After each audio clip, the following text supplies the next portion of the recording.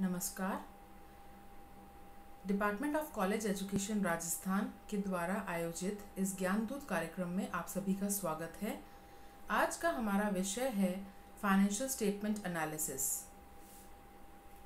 मैं डॉक्टर प्रियंका खुराना इस टॉपिक के बारे में आपको जानकारी दूंगी। अपन शुरू करेंगे फाइनेंशियल स्टेटमेंट एनालिसिस से रिलेटेड बेसिक टर्म से, जो आप ऑलरेडी प्रीवियस क्लासेस में पढ़कर आए हैं, जैसे कि recording, summarising, analysis, financial statements, balance sheet, financial position, liabilities क्या होते हैं, capital, liabilities, assets, trading and profit and loss account, etcetera. आज हम शुरू करेंगे अकाउंटिंग और मैनेजमेंट अकाउंटिंग के मीनिंग से, जो एक्चुअली फाइनेंशियल स्टेटमेंट एनालिसिस में आपके लिए हेल्पफुल है। सबसे पहले देखते हैं अकाउंटिंग। अकाउंटिंग का मतलब होता है रिकॉर्डिंग करना, किसी भी बिजनेस ट्रांजैक्शंस की क्लासिफिकेशन करना, उन्हें इस तरीके से समराइज करना और इंटरप्रेट करना ताकि बिजनेस में जितना भी फाइनेंशियल डेटा है वो प्रेजेंट हो सके उन स्टेटमेंट्स में, उन फाइनेंशियल स्टेटमेंट्स में, जिससे हम eight the end of the year या तो ये पता लगा सके कि प्रॉफिट हुआ है या लॉस हुआ है, एंड जो भी हुआ है कितना हुआ है। उसके अलावा हम ये भी पता लगा सके कि बिजनेस की फाइनेंशियल पोजीशन कैसी है, मतलब बिजनेस के पास कौन कौन से असेट्स हैं एंड कितने कितने के, कौन कौन सी लायबिलिटीज़ हैं और कितने की कैपिटल है। अब हम देखते हैं मैनेजमेंट अकाउंटिंग। मैनेजमेंट अकाउंटिंग दो टर्म से जुड़ा हुआ है, मैनेजमेंट और अकाउंटिंग। जैसे कि अभी हमने देखा, अकाउंटिंग का मतलब था किस तरीके से रिकॉर्डिंग, क्लासिफाइंग, समराइजिंग और एनालिसिस किया जा रहा है बिजनेस ट्रांजैक्शंस का, ताकि हम eight the end of the year financial statements बना सकें। फाइनेंशियल डेटा को कलेक्ट करके हम ये इंटरप्रेट कर सके कि प्रॉफिट हुआ है या लॉस हुआ है, और बिजनेस की financial position at the end of the closing date कितनी की है, कैसी है, उस इंफॉर्मेशन को मैनेजमेंट तक पहुंचाना, इस तरीके से आइडेंटिफाई, मेजर करना और एनालिसिस करके उसका इंटरप्रिटेशन करना, ताकि मैनेजर्स ऑर्गेनाइजेशनल गोल्स में डिसीजंस ले सके और फ्यूचर प्लानिंग के बारे में अच्छे स्टेप्स उठा सके। उसे हम बोलेंगे, उस प्रोसेस को हम बोलेंगे मैनेजमेंट अकाउंटिंग। फाइनेंशियल स्टेटमेंट्स का क्या मीनिंग है? फाइनेंशियल स्टेटमेंट्स वो रिटन रिकॉर्ड्स हैं, ऑन पेपर रिकॉर्ड्स हैं, जिनको हमने इस इफेक्टिव तरीके से अरेंजमेंट किया है, इस सिस्टमैटिक वे में, ताकि वो कन्वे कर सके कि क्या बिजनेस एक्टिविटीज़ रही ड्यूरिंग द ईयर, कैसा ट्रेडिंग एंड कैसा एक्सपेंसेस और इनकम्स का पिक्चर रही, जिससे कि financial performance of the company reflect हो सके। ये दो तरीके के मेजरली फाइनेंशियल स्टेटमेंट्स हैं हमारे पास। One is trading and profit and loss account and second is balance sheet. Trading and profit and loss account हमें ये शो करता है कि बिजनेस ने कितना प्रॉफिट अर्न किया है एंड कितना लॉस इंकर किया है ड्यूरिंग द अकाउंटिंग ईयर। जो भी आपकी पोजीशन है, या तो प्रॉफिट अर्न हुआ है या फिर लॉस भी अगर इंकर हुआ है तो कितना हुआ है, क्या ट्रेडिंग एक्टिविटीज़ रही, क्या एक्सपेंसेस इनकम से, जिनको पूरा एडजस्ट करने के बाद फाइनली बिजनेस में प्रॉफिट हुआ है या लॉस हुआ है, वो trading and profit and loss account से हमें पता चलता है। दूसरा फाइनेंशियल स्टेटमेंट जो कि बैलेंस शीट है, वो हमें ये बताती है कि बिजनेस की financial position on a particular date at the end of the year कितनी है। ये फाइनेंशियल पोजीशन आपकी असेट्स, लायबिलिटीज और कैपिटल के एक स्टेटमेंट से रिफ्लेक्ट होती है, जिसे हम बैलेंस शीट बोल रहे हैं। अब इन फाइनेंशियल स्टेटमेंट का एनालिसिस, उनका विश्लेषण से हम क्या समझते हैं? फाइनेंशियल स्टेटमेंट एनालिसिस एक ऐसा प्रोसेस है जिसमें हम जो भी फाइनेंशियल स्टेटमेंट्स हमने बनाए हैं, जैसे कि trading and profit and loss account और बैलेंस शीट, उन्हें डिसीजन मेकिंग पर्पसेस के लिए हम एनालिसिस कर सके, उनका विश्लेषण कर सके, ताकि वो जिस पर्पस के लिए बनाए गए हैं उनके लिए वो यूज़ हो सके, मैनेजमेंट अपने फर्दर डिसीजंस के लिए और फ्यूचर प्लानिंग पर्पसेस के लिए उसे यूज़ कर सके। तो क्या ऑब्जेक्टिव्स हैं जिसकी वजह से हम फाइनेंशियल स्टेटमेंट्स का एनालिसिस करना चाह रहे हैं?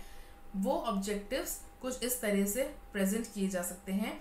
सबसे इम्पॉर्टेंट है कि किसी भी पॉइंट ऑफ टाइम पे बिजनेस की अगर हम करंट पोजीशन पता लगाना चाहते हैं कि बिजनेस में कितने के असेट्स हैं, क्या उसके रेवेन्यूज हैं, क्या ट्रेड हो रहा है, कितनी परचेजेस सेल्स हैं एटसेट्रा, मतलब हम current position of the business अगर पता लगाना चाह रहे हैं तो उनके लिए हमें फाइनेंशियल स्टेटमेंट्स का एनालिसिस करना ज़रूरी होगा।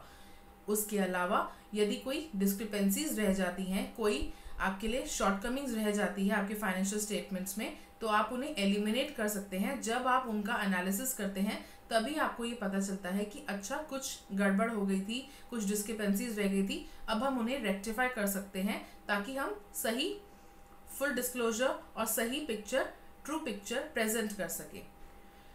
चांसेस ऑफ फ्रॉड को मिनिमाइज करने के लिए, फाइनेंशियल हेल्थ को जज करने के लिए और फ्यूचर डिसीजंस लेने के लिए हमें फाइनेंशियल स्टेटमेंट्स की एनालिसिस की ज़रूरत पड़ती है।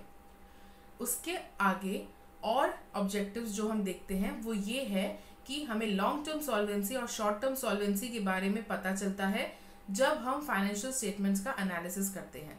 कोई भी बिजनेस हो, कोई भी कंपनीज हो, उनके फाइनेंशियल स्टेटमेंट्स उनकी सारी की सारी पिक्चर को रिफ्लेक्ट करती है, आपको बताती है उसके बारे में।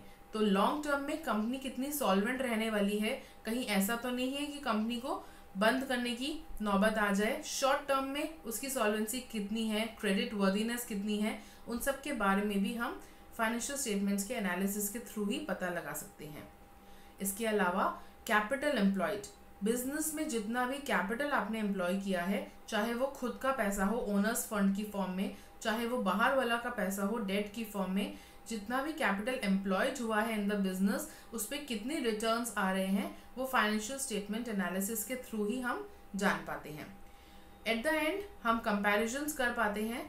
फाइनेंशियल स्टेटमेंट एनालिसिस की वजह से हम अपने आप को भी लास्ट ईयर्स के थ्रू कंपेयर कर सकते हैं कि अब हम कहाँ स्टैंड करते हैं as compare to 5 years back, या हम आगे भी फोरकास्टिंग कर सकते हैं कि अगर हम ऐसा परफॉर्म करेंगे तो आज से 2 साल बाद हम कहाँ होंगे। इस तरीके के कंपैरिजंस चाहे हम इंटर कंपनी करना चाहें, चाहे हम इंट्रा कंपनी करना चाहे, वो सब हम कर सकते हैं। इम्पॉर्टेंस क्या है फाइनेंशियल स्टेटमेंट एनालिसिस की, उसको हम 3 पार्ट्स में डिवाइड कर रहे हैं। सबसे पहला ये है कि हम इवैल्यूएट कर पाते हैं डिटेल्ड मैनर में कि ऑर्गेनाइजेशन जो है जिसके लिए हमने फाइनेंशियल स्टेटमेंट्स बनाए हैं उनकी फाइनेंशियल परफॉर्मेंस कैसी है, क्या वो बहुत अच्छा परफॉर्म कर रहे हैं या अभी भी कुछ स्कोप बाकी है उनकी परफॉर्मेंस में, उनकी फाइनेंशियल पोजीशन कैसी है और फ्यूचर परफॉर्मेंस में क्या हम प्रिडिक्ट कर रहे हैं कि कैसे उनकी फ्यूचर परफॉर्मेंस होने वाली है। इन सब के लिए हमें फाइनेंशियल स्टेटमेंट्स का एनालिसिस करने की ज़रूरत पड़ती है। दूसरा पार्ट है कंपैरेटिव एनालिसिस के लिए। जैसे कि मैंने एक बार बताया भी है अभी आपको, चाहे हम इंटर कंपनी मतलब 2 कंपनीज हैं, वो दोनों आपस में अपने आप को एक पर्टिकुलर ईयर के लिए कंपेयर करना चाहती हैं कि इस पर्टिकुलर फाइनेंशियल ईयर में ए कंपनी की परफॉर्मेंस कैसी रही और बी कंपनी की परफॉर्मेंस कैसी रही। तो ऐसे कंपैरेटिव एनालिसिस के लिए हमें उनके फाइनेंशियल स्टेटमेंट्स का कंपैरिजन करना पड़ता है। इसी के साथ अगर हम इंट्रा कंपनी कंपैरिजन करना चाहते हैं, मतलब मेरी कंपनी है और मैं अपने आप को इवैल्यूएट या कंपेयर करना चाहती हूँ लास्ट ईयर की परफॉर्मेंस से या फिर लास्ट टू लास्ट ईयर की परफॉर्मेंस से, तो ऐसे कंपैरिजंस के लिए भी मुझे उनके फाइनेंशियल स्टेटमेंट्स की ज़रूरत पड़ती है। एंड इंडस्ट्री एवरेजेस, अगर हम कंपैरेटिव स्टडी करना चाह रहे हैं, हम ये देखना चाह रहे हैं कि इंडस्ट्री का जो on an average suppose profitability है 25%, तो उस प्रॉफिटेबिलिटी के कंपैरेटिवली मेरी कंपनी कहाँ स्टैंड कर रही है, तो ऐसे कंपैरिजंस के लिए भी उनके फाइनेंशियल स्टेटमेंट्स की रिक्वायरमेंट होती है।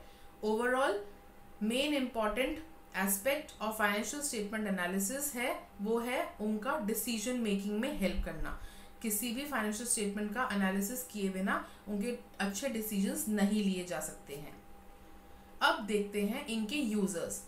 फाइनेंशियल स्टेटमेंट एनालिसिस के जो भी यूजर्स हैं, जो इंटरेस्टेड पार्टीज हैं आपके एनालिसिस करने में, वो 2 पार्ट्स में डिवाइड की गई हैं। या तो वो एक्सटर्नल टू द ऑर्गेनाइजेशन हो सकते हैं या फिर वो इंटरनल यूजर्स हो सकते हैं।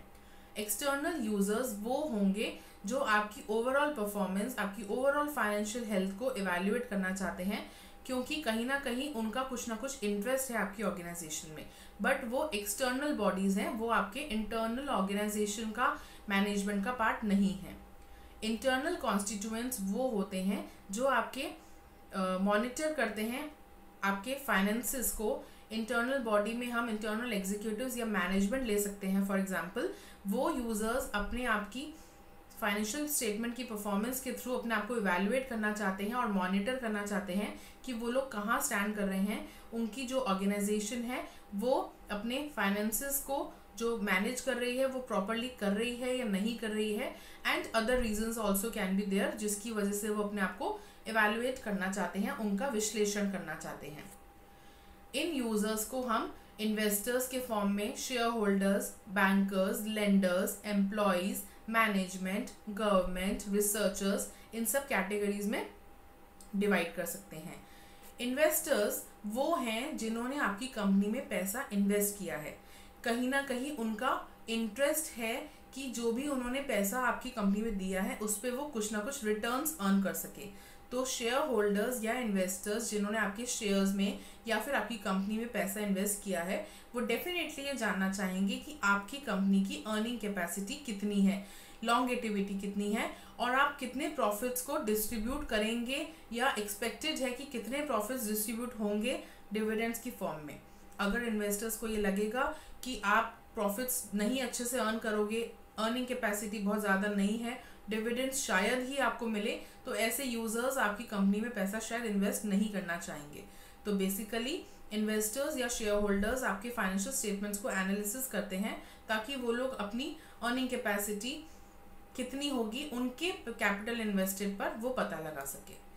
ऐसे ही मैनेजमेंट जो है, मैनेजमेंट लॉन्ग टर्म सॉल्वेंसी या शॉर्ट टर्म सॉल्वेंसी के बारे में डिस्कशंस करना चाहेगी या पता लगाना चाहेगी प्रॉफिटेबिलिटी कैसी है आपके बिजनेस की या कंपनी की, उनका कैपिटल स्ट्रक्चर कैसा है। कैपिटल स्ट्रक्चर का मीनिंग है कि कितना प्रोपोर्शन ऑफ डेट और ओनर्स फंड आपने अप्लाई करे हैं, एम्प्लॉय करे हैं इन द बिजनेस। तो जितने ज़्यादा आप बोरोड फंड्स को बिजनेस में लगा रहे हैं, मैनेजमेंट को ये पता चलेगा फाइनेंशियल स्टेटमेंट एनालिसिस के थ्रू कि आपका कैपिटल स्ट्रक्चर बहुत ज़्यादा बोरोड फंड्स की वजह से है, तो बोरोड फंड्स पे आपको नेसेसरली इंटरेस्ट का पेमेंट करना ही होगा। तो आपकी सॉल्वेंसी शायद डाउटफुल हो सकती है। ऐसे कुछ डिसीजंस और इंटरप्रिटेशंस मैनेजमेंट कर पाता है जब वो फाइनेंशियल स्टेटमेंट्स को एनालिसिस करता है। बैंकर्स और लेंडर्स, जो बैंकर्स और लेंडर्स हैं उन्होंने आपके कंपनीज को पैसा दिया है, पैसा लेंड किया है, तो वो आपकी प्रॉफिट अर्निंग कैपेसिटी और लॉन्ग टर्म सॉल्वेंसी को देखना चाहेंगे। क्योंकि अगर बैंकर्स को ऐसा लगेगा कि आप उसके फंड्स को, उसके प्रिंसिपल अमाउंट को या रेगुलर इंटरेस्ट पेमेंट्स का पेमेंट नहीं करेंगे तो वो आपको शायद उतने फंड्स नहीं देगा, लेंड नहीं करेगा। सो बैंकर्स ये पता लगाना चाहते हैं जिसके थ्रू उनको फाइनेंशियल स्टेटमेंट्स एनालिसिस करने की ज़रूरत पड़ती है। इसके बाद आते हैं सप्लायर्स या क्रेडिटर्स जिन्होंने आपको शॉर्ट टर्म के लिए अपने गुड्स सप्लाई किए हैं। वो आपकी शॉर्ट टर्म लिक्विडिटी के बारे में पता लगाना चाहते हैं। जैसे आपने अगर गुड्स लिए हैं क्रेडिट पर, तो शॉर्ट टर्म में क्या आपके पास इतनी करंट लायबिलिटीज़ हैं कि आप उनका पेमेंट टाइमली कर सकें, उनके क्रेडिट्स को आप पे कर सकें। और अगर आपने शॉर्ट टर्म लोन्स भी लिए हैं तो क्या उनके डेट्स पर आप इंटरेस्ट रेगुलरली दे पाएंगे या नहीं, ये सब उनका इंटरेस्ट है जानना, जो वो फाइनेंशियल स्टेटमेंट्स के थ्रू जान पाते हैं। एम्प्लॉयज़ और ट्रेड यूनियन आपके स्टेटमेंट्स में, फाइनेंशियल स्टेटमेंट्स में इसलिए देखना चाहता है, इसलिए उनका विश्लेषण करना चाहता है ताकि वो अपनी वेजेस, अपने बोनस को उसी हिसाब से एक्सपेक्ट करे जितने आप प्रॉफिट्स अर्न करने वाले हैं इन नियर फ्यूचर। तो एम्प्लॉयज़ की डिमांड भी आपकी प्रॉफिटेबिलिटी पे डिपेंड करती है, इसलिए वो भी आपके फाइनेंशियल स्टेटमेंट्स में इंटरेस्टेड होते हैं। गवर्नमेंट डेफिनेटली जीएसटी कलेक्ट करती है, अदर टैक्सेस कलेक्ट करती है, जिसके लिए गवर्नमेंट आपके फाइनेंशियल स्टेटमेंट्स में से प्रॉफिटेबिलिटी कितनी है या रेवेन्यूज़ कितने आ रहे हैं वो सब पता लगाना चाहती है। साथ ही साथ कुछ रिबेट्स गवर्नमेंट देती है कुछ ऐसी कंपनीज को जो आगे सपोज एक्सपोर्ट्स कर रहे हैं या कुछ ऐसे गुड्स दे रहे हैं जो बेनिफिशियल है फॉर द सोसाइटी। तो गवर्नमेंट पहले ये देखरेख करती है कि फाइनेंशियल स्टेटमेंट्स आपके प्रॉपर हैं या नहीं हैं एंड कैसे हैं, जिसके बेसिस पे रिबेट्स देनी है या नहीं देनी है या फिर कितनी देनी है वो डिसाइड हो सकता है। और इसके अलावा रिसर्चर्स भी हैं जो आपके स्टेटमेंट्स को एनालाइज करना चाहते हैं। अब हम बात करते हैं टाइप्स या मेथड्स की कि फाइनेंशियल स्टेटमेंट एनालिसिस किस तरीके से किया जा सकता है, क्या मेथड्स या टाइप्स हैं उसके। आप एक्सटर्नल एनालिसिस कर सकते हैं, हम इंटरनल एनालिसिस कर सकते हैं, हम हॉरिजॉन्टल एनालिसिस कर सकते हैं। हॉरिजॉन्टल मतलब कि आप लेफ्ट टू राइट का एनालिसिस कर रहे हैं, एंड वर्टिकल एनालिसिस मतलब हम अपवर्ड स्लोपिंग या down movement to upward movement या अपवर्ड टू डाउनवर्ड मूवमेंट का एनालिसिस कर रहे होते हैं। So left to right is horizontal और वर्टिकल होगा अप टू डाउन या डाउन टू अप। सो अब देखते हैं डिटेल में ये एनालिसिस कौन कौन से होते हैं। एक्सटर्नल एनालिसिस वो है जो आउटसाइडर्स ऑफ द बिजनेस कर रहे हैं, जिनके पास आपके डिटेल्ड इंटरनल रिकॉर्ड्स का एक्सेस नहीं है। फॉर एग्जाम्पल आपके इन्वेस्टर्स हैं, आपके बैंक्स, फाइनेंशियल इंस्टीट्यूशंस, वो डायरेक्टली आपके रिकॉर्ड्स को नहीं देख सकते हैं, इंटरनल रिकॉर्ड्स को, तो वो आपके पब्लिश फाइनेंशियल स्टेटमेंट्स पर ही अपना एनालिसिस बेस करके रखते हैं, एंड उसके बेसिस पर वो लोग पता लगाते हैं कि आप कैसा परफॉर्म कर रहे हो। इस टाइप के एनालिसिस को हम एक्सटर्नल एनालिसिस बोलते हैं। इंटरनल एनालिसिस वो है जो पर्सन्स एक्सेस कर रहे हैं, उनके पास डिटेल्ड इंटरनल रिकॉर्ड्स देखने की भी एक्सेस है। फॉर एग्जांपल इंटरनल एग्जीक्यूटिव्स या फिर मैनेजमेंट, ये लोग ओवरऑल मॉनिटर कर रहे हैं अपनी परफॉर्मेंस को, इसलिए इनका जो एनालिसिस है उसे हम इंटरनल एनालिसिस बोलते हैं। ये इंटरनल एनालिसिस आपको एप्रोप्रिएट डिसीजंस लेने में हेल्प करता है। अब बात करते हैं हॉरिजॉन्टल एनालिसिस की। हॉरिजॉन्टल एनालिसिस जो है वो अगर हम फाइनेंशियल स्टेटमेंट्स को over a number of years review करते हैं, उनका विश्लेषण करते हैं, उनको एनालिसिस करते हैं, तो उसे हम बोलते हैं हॉरिजॉन्टल एनालिसिस। ऐसा एनालिसिस आपको कंपैरिजंस करने में हेल्प करता है, आपको रिलेशनशिप्स एस्टैब्लिश करने में हेल्प करता है, और आप रिलेटेड आइटम्स को over a number of years, 2 साल 3 साल फॉर एग्जाम्पल, इवेल्युएट कर पाते हैं, एनालिसिस कर पाते हैं, जैसे comparative statements, trend analysis etcetera. Vertical analysis, अगर आप एक पर्टिकुलर लाइन में एनालिसिस कर रहे हैं, हर लाइन के आइटम को फाइनेंशियल स्टेटमेंट का जो है उसे आप as a percentage of another item evaluate कर रहे हैं, उनकी क्वांटिटेटिव रिलेशनशिप को पता लगा रहे हैं, चाहे वो आइटम आपकी बैलेंस शीट के हो या फिर trading and profit and loss account के हो, जिसे हम इनकम स्टेटमेंट भी बोलते हैं, फॉर अ सिंगल पीरियड, उस टाइप के इवैल्यूएशन को हम वर्टिकल एनालिसिस बोलते हैं। For example common size statements बनाना, ऐसे एनालिसिस या फिर ऐसे स्टेटमेंट्स आपको तब हेल्पफुल होते हैं जब आप सेवरल कंपनीज, बहुत सारी कंपनीज की परफॉर्मेंस जो सेम ग्रुप में है, उन्हें कंपेयर करना चाह रहे हैं। अब बात करते हैं कौन सी टूल्स हैं, कौन सी टेक्निक्स हैं, कैसे अपन इवैल्यूएट कर सकते हैं, कैसे मैनेजमेंट डिसीजंस ले सकता है। मैनेजमेंट के सामने कुछ टूल्स और टेक्निक्स हैं, जैसे कंपैरेटिव स्टेटमेंट्स है, कॉमन साइज स्टेटमेंट्स है, ट्रेंड एनालिसिस कर सकते हैं, रेशियो एनालिसिस कर सकते हैं, और कुछ स्टेटमेंट्स जैसे कैश फ्लो स्टेटमेंट और फंड्स फ्लो स्टेटमेंट बनाए जा सकते हैं, जिसके थ्रू हम फाइनेंशियल स्टेटमेंट का एनालिसिस बहुत सिंपली और इजीली कर सकते हैं। सबसे पहले हम बात करेंगे कंपैरेटिव स्टेटमेंट्स की।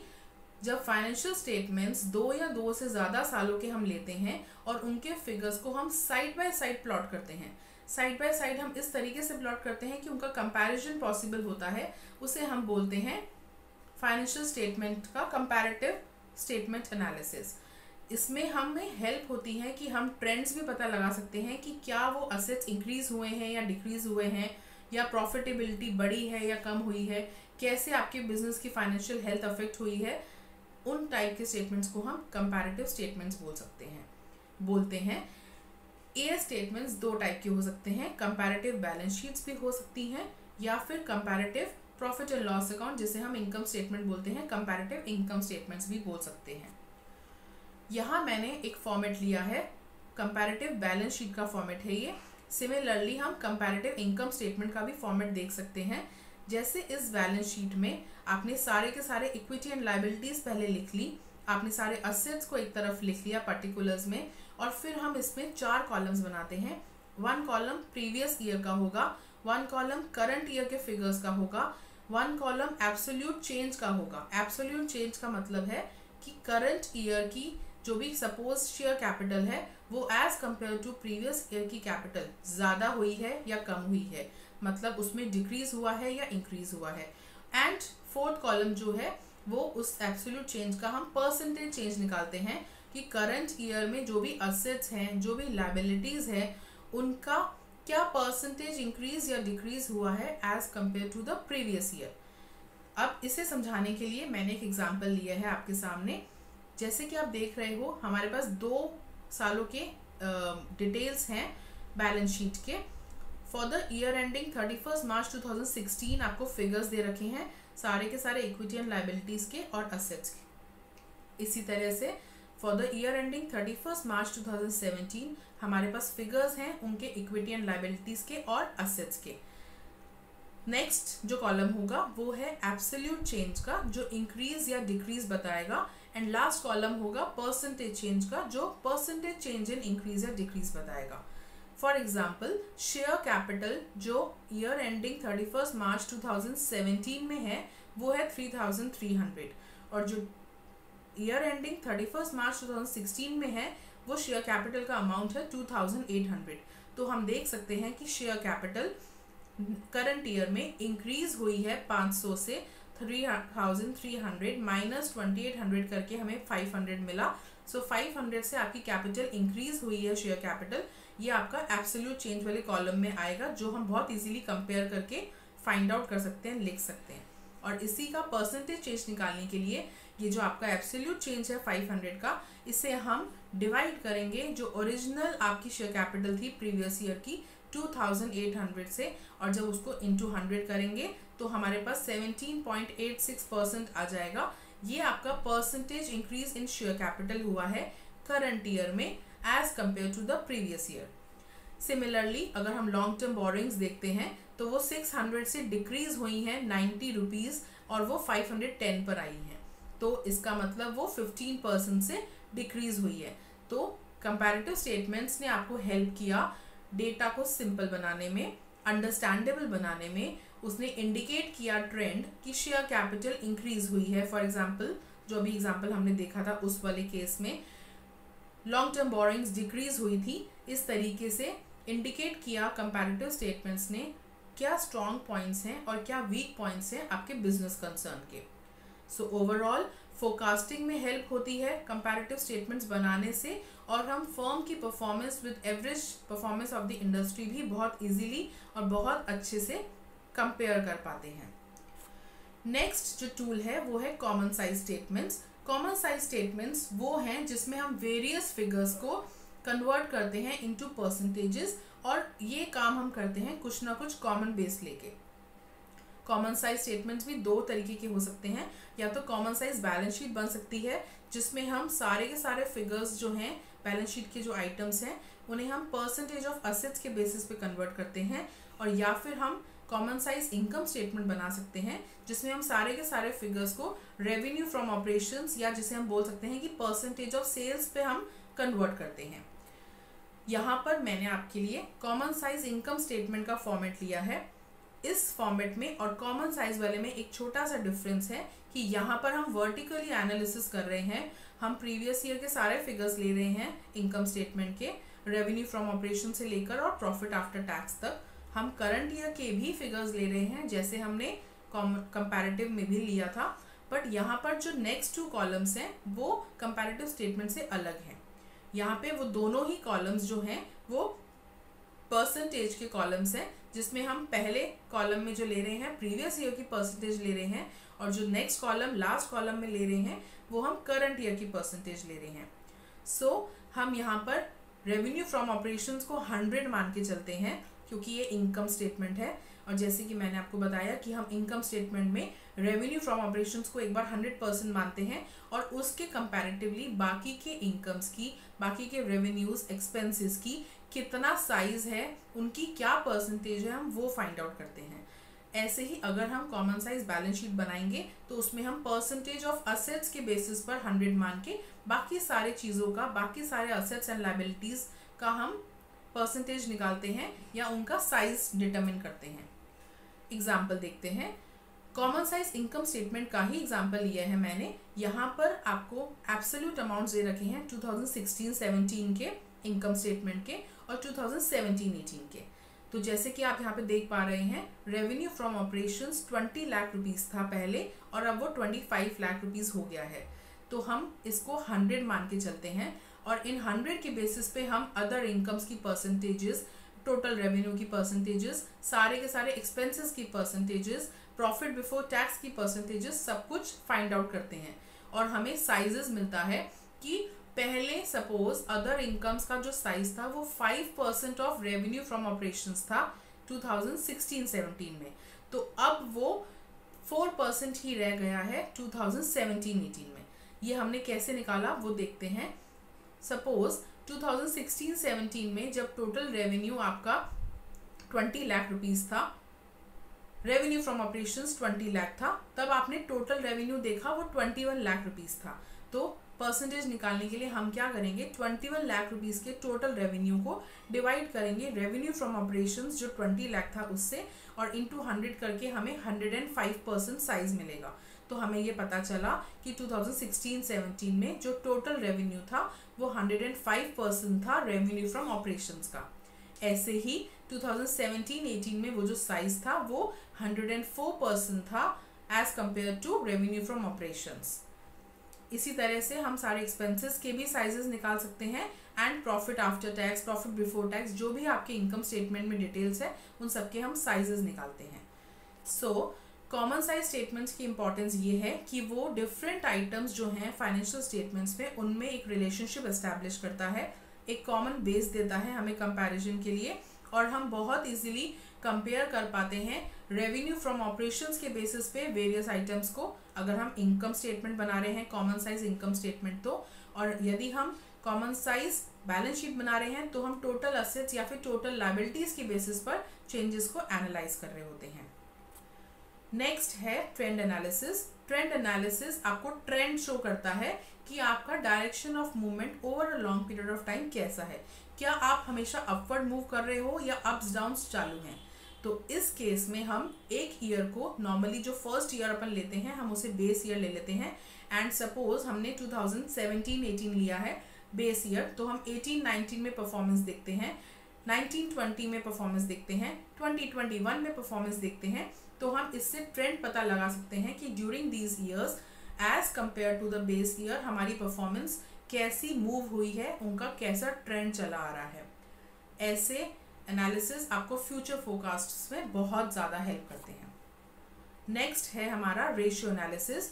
रेशियोज जो होते हैं उसमें हम क्या करते हैं, एक फाइनेंशियल कंपोनेंट को एक दूसरे फाइनेंशियल कंपोनेंट के बेसिस पे रेशियो निकालते हैं और कंपेयर करते हैं कि क्या वो अपवर्ड ट्रेंड रहा या डाउनवर्ड ट्रेंड रहा, कैसे रेशियोज आ रहे हैं। ये रेशियो एनालिसिस हमारी कंपनी की liquidity, solvency, operation efficiency, turnovers, profitability, इन सब पे कमेंट करने में, एनालिसिस करने में और इन सब से रिलेटेड इंफॉर्मेशन को इंटरप्रेट करने में हेल्प करते हैं। तो हमारे पास 4 टाइप्स के रेशियोज होते हैं, liquidity ratios, solvency ratios, turnover ratios and profitability ratios. तो ये अलग अलग कैटेगरी ऑफ रेशियोज हैं जो हमें अलग अलग टाइप की इंपॉर्टेंस देते हैं और हमें ये बताते हैं कि हमारे जो फाइनेंशियल स्टेटमेंट्स हैं उनके थ्रू हम कहाँ स्टैंड कर रहे हैं, लिक्विडिटी की टर्म्स में या फिर सॉल्वेंसी या फिर प्रॉफिटेबिलिटी की टर्म्स में एंड सो ऑन। इस टॉपिक को हम डिटेल में नेक्स्ट क्लास में करेंगे जब हम पूरा रेशियो एनालिसिस पे पूरा टॉपिक एक सेशन में करेंगे। नेक्स्ट है हमारे पास एक और इम्पॉर्टेंट टूल या फिर टेक्निक कह सकते हैं, cash flow statement. Cash flow statement एक ऐसा स्टेटमेंट है जो नाम से ही पता चल रहा है कि वो आपके कैश फ्लोज को शो करता है कि कंपनी के कैश फ्लोज कैसे हैं, inflow and outflow of cash, cash and cash equivalents during a particular period कितने आ रहे हैं, कितने के जा रहे हैं, और हम एनालाइज कर पाएंगे कि क्या रीजंस हैं जिसकी वजह से ये जो बैलेंस शीट डेट्स में जो बैलेंसेस हैं कैश एंड कैश इक्विवेलेंट्स की वो चेंज हो रहे हैं। तो ये जो कैश फ्लोज की एक्टिविटीज़ हैं ये 3 पार्ट्स में डिवाइड की जा सकती हैं, operating activities, investing activities and financing activities. So overall ये स्टेटमेंट हमें कैश फ्लोज के बारे में इंफॉर्मेशन देता है कि कैश फ्लोज कैसे हो रहे हैं और कितने कितने हो रहे हैं। ये टॉपिक भी हम नेक्स्ट सेशन में फर्दर सेशंस में से एक सेशन में पूरा डिटेल में करेंगे। नेक्स्ट है हमारे पास फंड्स फ्लो स्टेटमेंट। ये स्टेटमेंट थोड़ा सा ही अलग है कैश फ्लो स्टेटमेंट से क्योंकि ये शो करता है कि changes in assets and liabilities कैसे हो रहे हैं, कितने हो रहे हैं, and capital of the firm जो 2 बैलेंस शीट्स के बीच में है वो कैसे चेंजेस हुए हैं। फंड्स फ्लो स्टेटमेंट आपके फंड्स का फ्लो बताता है और हमें इंडिकेट करता है कि क्या रीजंस हैं जिसकी वजह से वर्किंग कैपिटल चेंज हुई है। वर्किंग कैपिटल मतलब करंट असेट्स और करंट लायबिलिटीज का डिफरेंस, क्या हमारे सोर्सेज हैं जहाँ से फंड्स आए हैं और क्या हमारे यूजेस हैं जहाँ पे हमने फंड्स को अप्लाई किया है। ये सारी इंफॉर्मेशन हमें फंड्स फ्लो स्टेटमेंट से मिलती है। ये भी एक बहुत इंपॉर्टेंट टेक्निक है जो हम फर्दर सेशंस में इंपॉर्टेंट तरीके से पूरा डिटेल में पढ़ेंगे। लास्टली आज के सेशन में जो मैं डिस्कस करूंगी वो है limitations in financial statement analysis की। कुछ लिमिटेशंस भी हैं बिसाइड्स बहुत सारे फायदे। कुछ लिमिटेशंस ये हैं कि अगर हमने फाइनेंशियल स्टेटमेंट्स ही कुछ गड़बड़ बनाए हैं या गड़बड़ बन गए हैं, वो गलत बन गए हैं, तो अगर वो खुद ही लिमिटेशन है तो फाइनेंशियल स्टेटमेंट एनालिसिस तो डेफिनेटली आपका लिमिटेड स्कोप का ही रहेगा, वो ज़्यादा सही पिक्चर रिफ्लेक्ट नहीं करेगा। दूसरी चीज़ ये है कि विंडो ड्रेसिंग से हमारे फाइनेंशियल स्टेटमेंट्स का एनालिसिस अफेक्ट हो सकता है। विंडो ड्रेसिंग का मतलब है कि जो जैसा है हमने वैसा नहीं दिखाया है, कुछ चेंजेस कर दिए हैं। तो अगर हम खुद ही चेंजेस कर रहे हैं या फिर हम प्राइस लेवल चेंजेस जो स्टेटमेंट्स रिफ्लेक्ट नहीं कर रहे उनको भी गलत तरीके से दिखा रहे हैं, तो हमारे फाइनेंशियल स्टेटमेंट एनालिसिस की ये लिमिटेशन है कि वो गलत विश्लेषण किए जाएंगे, उससे हमारे को ज़्यादा बेनिफिट नहीं होगा। उसके अलावा अगर अलग अलग कंपनीज अलग अलग अकाउंटिंग पॉलिसीज़ को अपना रही हैं तो ये भी एक लिमिटेशन है क्योंकि उनके कंपैरिजन्स सही से पॉसिबल नहीं है। लास्टली अगर पर्सनल एबिलिटी जो एनालिसिस कर रहा है अगर वो ही पर्सनली इतना कैपेबल नहीं है या वो बायस्ड है तो वो फाइनेंशियल स्टेटमेंट एनालिसिस का सही मायने में विश्लेषण ना तो ढंग से कर पाएगा, ना ही वो आगे जो इन्वेस्टेड यूजर्स है उसे ढंग से बता पाएगा। सो ये कुछ लिमिटेशंस है फाइनेंशियल स्टेटमेंट एनालिसिस की। इसी के साथ मैं ये सेशन आज का एंड करती हूँ। आप सभी का धन्यवाद। आई होप आपको सारे टॉपिक्स क्लियर हो। इन केस कुछ प्रॉब्लम्स हैं तो आप चैट बॉक्स में ज़रूर लिखें, हम लोग आपको प्रॉब्लम सॉल्विंग सेशन में वो प्रॉब्लम्स का सॉल्यूशन दे पाएँ। Thank you, have a nice day.